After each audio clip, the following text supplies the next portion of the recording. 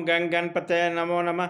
संक्षिप्त शिव पुराण रुद्र संहिता 5 अध्याय 2 से 5। तारकापुत्र के प्रभाव से संतप्त हुए देवों को ब्रह्मा के पास करुण पुकार, ब्रह्मा को उन्हें शिव के पास भेजना, शिव की आज्ञा से देवों को विष्णु के शरण में जाना, अब विष्णु को उन दैत्यों को मोहित करके आचार भ्रष्ट करना। सनत कुमार जी कहते हैं, महर्षि, तदंतर तारकापुत्र के प्रभाव से दग्ध हुए इंद्र आदि सब देवता दुखी होकर परस्पर सलाह करके ब्रह्मा जी के शरण में गए। वहाँ संपूर्ण देवताओं ने हीन होकर प्रेम पूर्वक पितामह को प्रणाम किया और अवसर देकर उन्होंने अपना दुखड़ा सुनाते हुए कहा। देवता बोले, धात, त्रिपुरों के स्वामी तारकापुत्र ने तथा मयासुर ने समस्त स्वर्गवासियों को संतप्त कर दिया है। ब्राह्मण, इसलिए हम लोग दुखी होकर आपकी शरण में आए। आप उनके वध का कोई उपाय कीजिए जिससे हम लोग सुख से रह सकें। ब्रह्मा जी ने कहा, देवगण, तुम्हें उन दानों से विशेष भय नहीं करना चाहिए। मैं उन्हें भय का उपाय बताता हूँ। भगवान शिव तुम्हारा कल्याण करेंगे। मैंने इन दैत्यों को बढ़ाया है, अतः मेरे हाथ इनका वध करना उचित नहीं होगा। साथ ही त्रिपुर में इनका पुण्य भी बुद्धिगत होता रहेगा।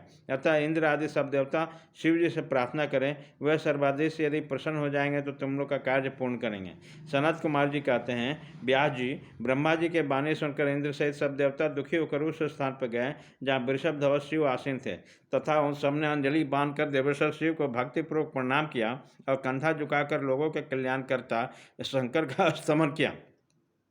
मुने इस प्रकार नाना प्रकार के दिव्य स्तोत्रों द्वारा त्रिशूलधारी परमेश्वर की स्तुति करके स्वार्थ साधना में निपुण इंद्र आदि देवताओं दीन भाव से कंधा झुकाकर हाथ जोड़कर प्रस्तुत स्वार्थ को निवेदन करना आरंभ किया। देवताओं ने कहा, महादेव, तारक के पुत्र तीनों भाइयों ने मिलकर इंद्र सहित समस्त देवताओं को परास्त किया। भगवान, उन्होंने त्रिलोकी को तथा मुनीश्वरों को अपने अधीन कर लिया है और संपूर्ण सिद्ध स्थानों को नष्ट भ्रष्ट करके सारे जगत को उत्पीड़ित कर रखा है।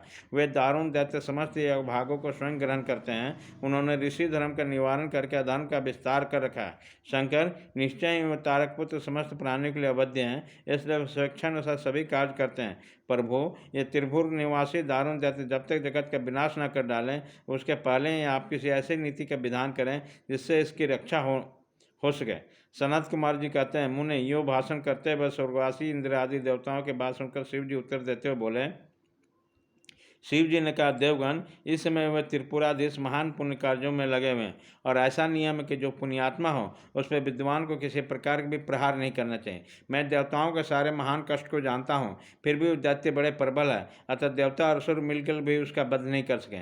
वह तारका पुत्र सबके सब पुण्य संपन्न है, इसलिए उन सभी त्रिपुरवासियों का वध दुस्साध्य है। यद्यपि मैं रण कर्कश हूँ, तथापि जानबूझकर मैं मित्रद्रोह कैसे कर सकता हूँ, क्योंकि पहले किसी समय में ब्रह्मा जी ने कहा था कि मित्रद्रोह से बढ़कर दूसरा कोई बड़ा पाप नहीं है।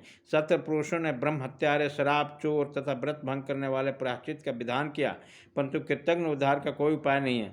देवताओं, तुम लोग भी धर्मज्ञ हो, अतः धर्म दृष्टि से विचार कर तुम ही बताओ कि जब वो दैत्य मेरे भक्त हैं तब मैं उन्हें कैसे मार सकता हूँ। इसलिए अमरो, जब तक वह दैत्य मेरी भक्ति में तत्पर हैं तब तक उनका वध असंभव है।